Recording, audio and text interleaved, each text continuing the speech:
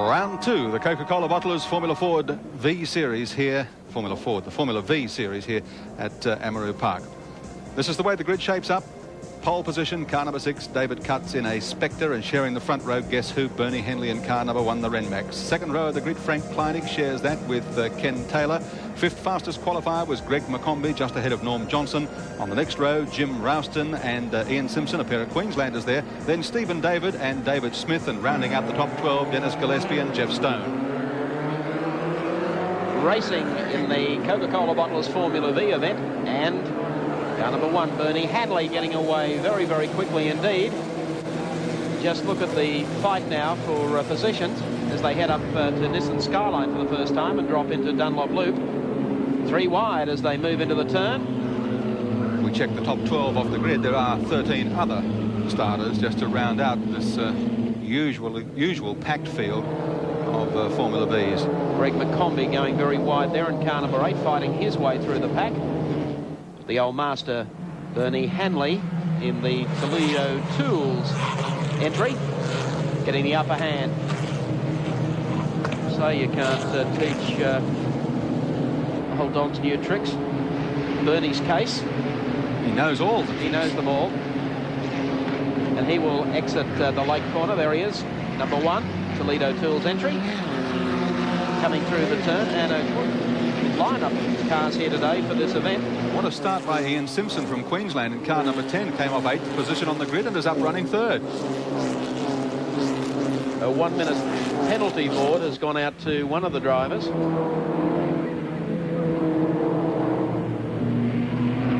Interesting, see if we can find out who that is. But there's car number 10. Maybe it was Ian Simpson, because he has made a lightning start and is now threatening the top 2. Frank Kleinig has slipped through into the lead from Henley, but it won't be the last time that positions change. There wouldn't be a race here at Amaroo Park that hasn't had a Burnley Henley in the lead.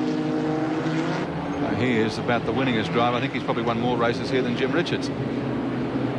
And thus far is probably having a little more success than his fellow countryman Ludwig Finau, who had some problems earlier. Car 47, where are you? Sergio Lavamakoko. Somebody's punched him in the nose and he's lost number 47 off the front.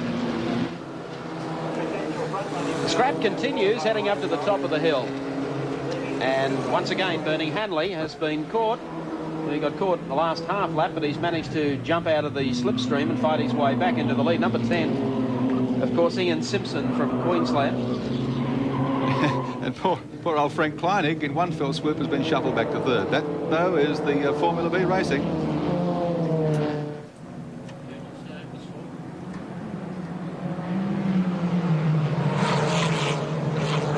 The 1-minute penalty board went to Malcolm Barnes, so Malcolm started from position number 22. Oh, well, he needed a minute start. That's it. Heard about this television 3 states. Once again, Bernie Henley comes out of the lake corner.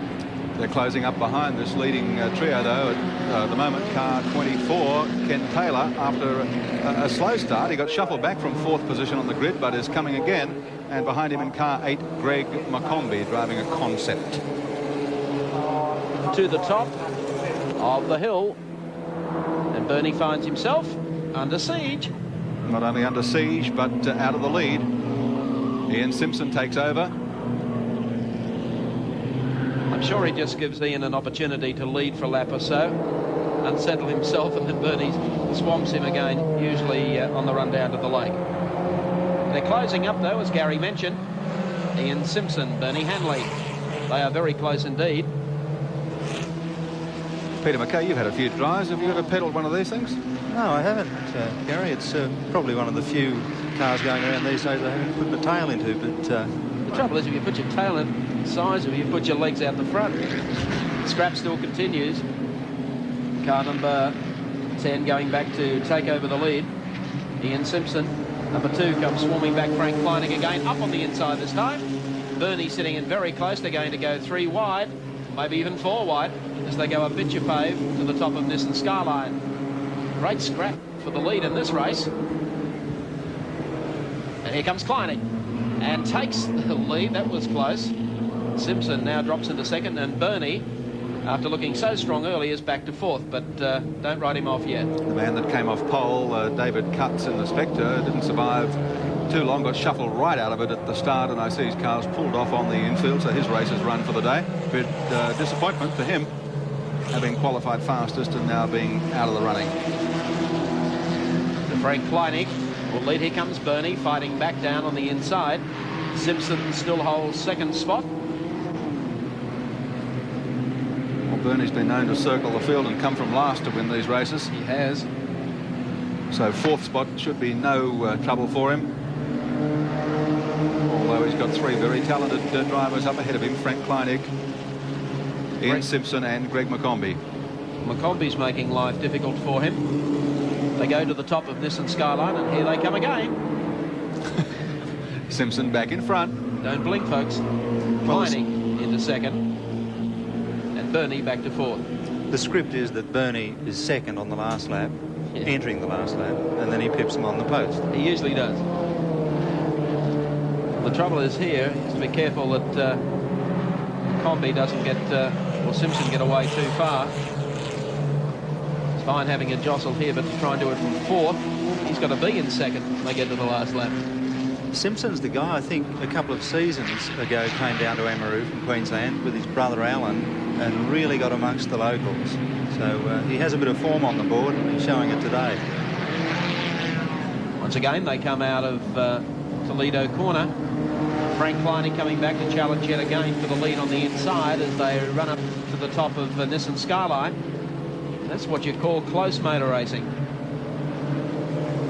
5 in a bunch and number 6 right on their tail. Kleinig back in front. Bernie back to second. And Ian Simpson goes back to third. And if he gets off the train there, he'll be back to fifth. Bernie swinging to the outside, trying to put one on Frank Kleinig. Kleinig coming down the hill. 4 laps to go. Bernie Henley might be making his run a bit early here. Could well be. Frank Kleinig in car number 2, looking very sharp, down to the right-hander at the lake. Kleinig and Henley have had some titanic tussles here in Formula B racing at Amaroo Park over the last several seasons. And there they are again, running 1-2. Greg McCombie in car number 8 holding down third place. Of course, whoever wins today will be putting first points on the board, although they did have a round at the last meeting. That round was officially declared a no race after a bit of a bingle over on Honda Corner. Oh, talk about bingles. This is just sensational stuff. McCombie's in the lead, believe it or not. Bernie one out and one back, so he's heading into the right spot with a one-lap board to come shortly. There's no lap money on this, is there? You would think that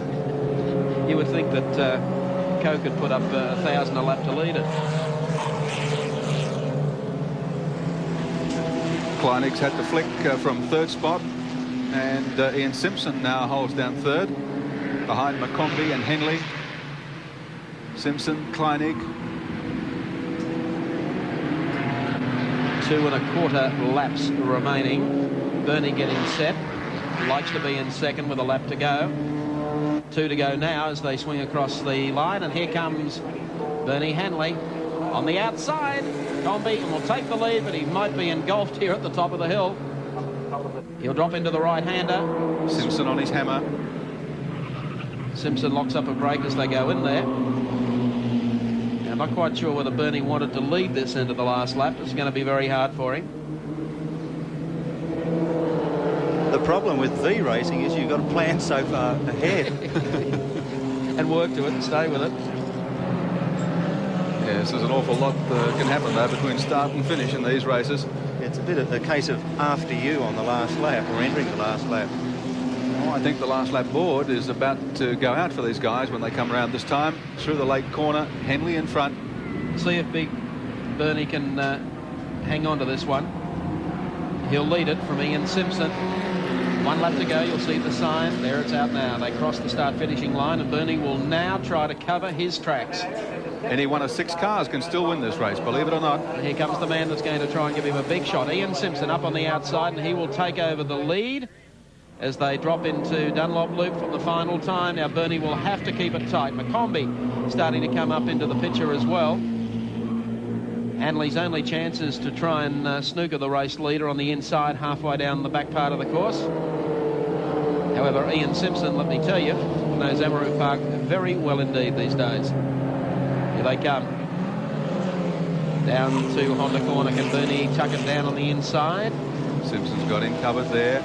He's got him covered here. Look out for McCombie. Oh, he's going to get the lot of them. He's going to try. Will he carry on? Here comes McCombie down on the inside. Oh, Simpson squeezed out into the wall. And here out. comes Here's Bernie. Bernie's coming on stronger than the Lone Ranger. And also Frank Kleinig. Last corner comes up. Can you believe it? Yes, we can. The old veteran's done it again. Across the line, Bernie Hanley. Oh, this is great stuff, isn't it? Unbelievable. He gives better results than Bone Crusher and some of the other ones. I can always bet on Bernie getting up and in a Coca-Cola bottler's V race here at Amaroo Park. What a sensational drive. You'll get the Iron Cross for that. Let's take a look at the placings. Bernie Hanley has done it. Good on you, Bernie. Second spot has gone to Frank Kleinig, and third to Greg McCombie.